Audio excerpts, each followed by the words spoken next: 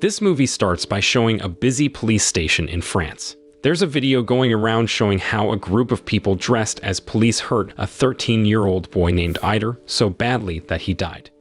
Then we see Lieutenant Abdul, who's a soldier, talking to reporters about how his younger brother got killed. In the crowd, Karim, who's Ider's older brother, and Ider himself listening to what Abdul is saying.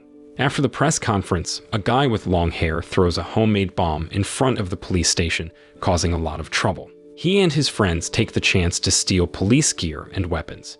They plan to use them against the police who won't find the ones responsible for Ider's death.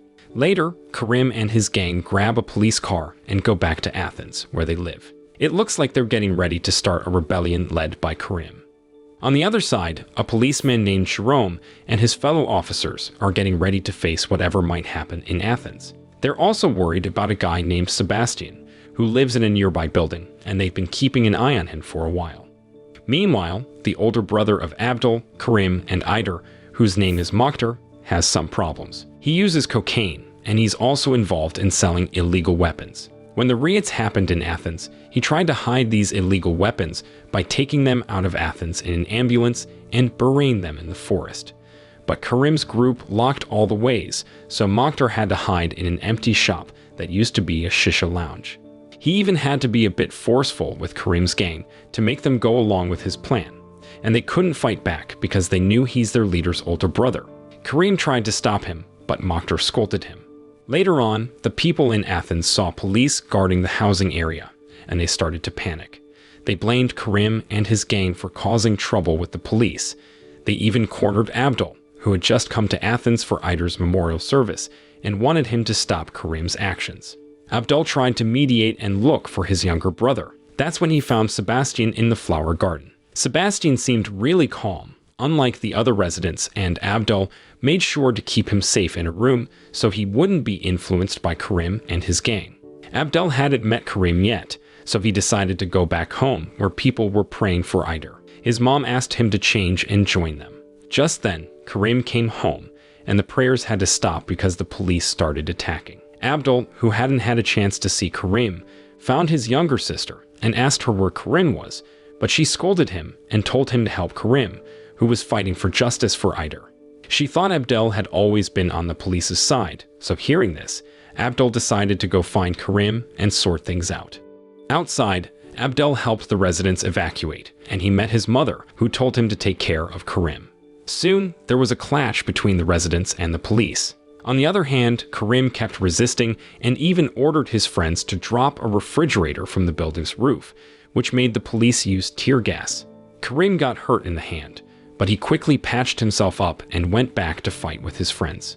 He heard from one of his friends that the police had entered from another part of the neighborhood, so Karim and his gang ran towards them, ready to face the police without any weapons. That night, after all the troublemakers had been arrested, a cop named Morad helped free Abdul, who had been caught up in the earlier chaos. Morad knew Abdul was in the French military and suggested they team up to stop Karim's rebellion. If they didn't, the police would forcefully enter Athens.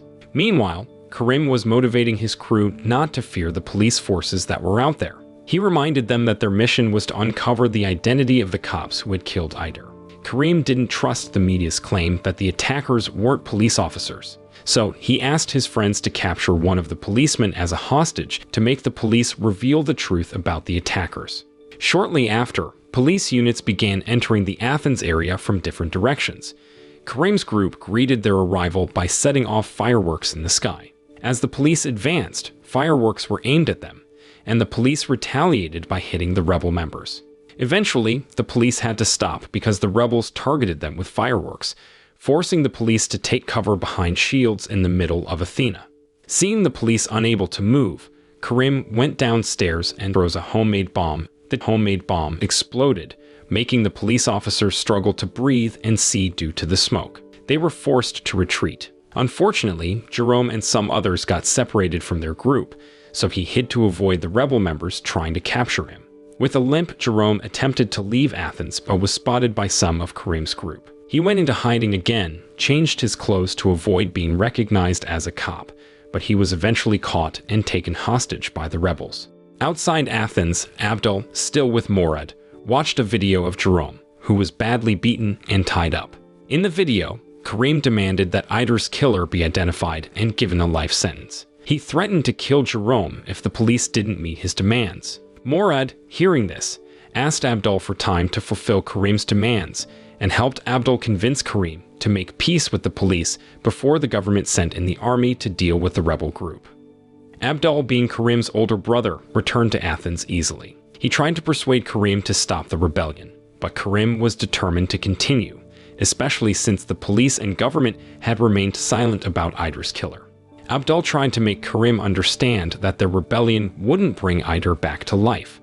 While hugging his younger brother, Abdul asked Karim to reconsider, but Karim refused and even pushed and spat at Abdul, calling him a pawn of the Paris military. He believed Abdul should have died instead of innocent Eider. Abdul didn't pay much attention to his younger brother and decided to release Jerome. Karim and his group tried to chase them while firing fireworks.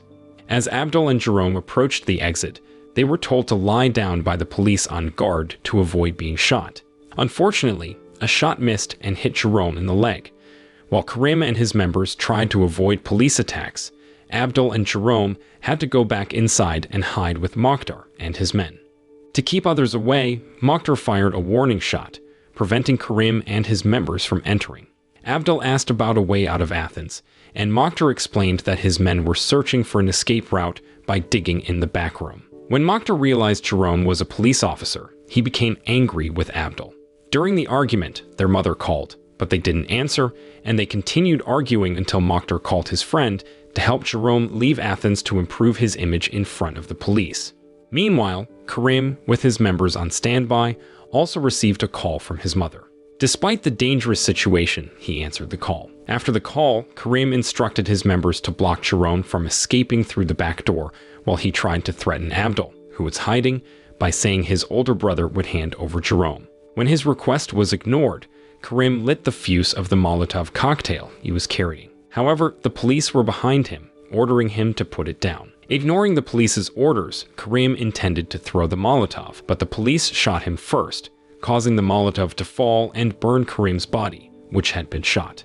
Abdul rushed to put out the fire, consuming his younger brother's body, and held Karim tightly. Amidst his sorrow, he brought Karim's body into a room, where Mokhtar pretended to grieve for Karim's death. Abdul saw through Mokhtar's act, and overcome with anger and sadness, lashed out at him. Haunted by guilt over Karim, Abdul took it upon himself to lead the ongoing rebellion and seek revenge for his brother's death. Fueled by anger, Abdul approached Jerome and received a call from Morad, who informed him that the police who shot Karim were not acting on his orders. Not wanting to make a wrong decision, Abdul instructed his comrades to take Jerome to the rooftop of the building. He also told Sebastian to destroy the safe holding their weapons for future use against the police. Shortly after, Abdul reached out to the police and demanded they reveal the name of the officer responsible for Eider's death. He threatened to harm Jerome if the police didn't provide the information within an hour. Meanwhile, Sebastian, who was feared by the police, surprisingly possessed the skill to create homemade bombs with basic tools. With this talent, he opened the weapons safe and distributed them to the rebel members. He also instructed a few members to position gas canisters and spill gasoline at various points in the Athens building. In the middle of the night, Morad suddenly got in touch with Abdul and urged him to end the rebellion. He emphasized that the person responsible for Eider's death wasn't a police officer. Abdul, upon hearing this, asked Morad to bring the killer to him, even if they weren't from the police. Morad replied that he couldn't do that, which infuriated Abdul. He rushed to Jerome, the police officer, while keeping the phone connected to Morad. Abdul subjected Jerome to torture, and a gunshot rang out. Thankfully, Abdul intentionally missed, not wanting to kill the police officer. A little while later, Abdul ordered all the rebel members, including Jerome whom he had released, to vacate the Athens building. Despite knowing that Sebastian was planning to blow up the place, Abdul remained behind with a distant look on his face, pondering the injustices his family had endured. On the other hand, Jerome and the rebel members were seen removing their clothes and surrendering to the police. As morning broke, Sebastian began arranging numerous gas cylinders in various parts of the room, and Abdul was in another room, seemingly resigned to his fate in the explosion that would destroy the building.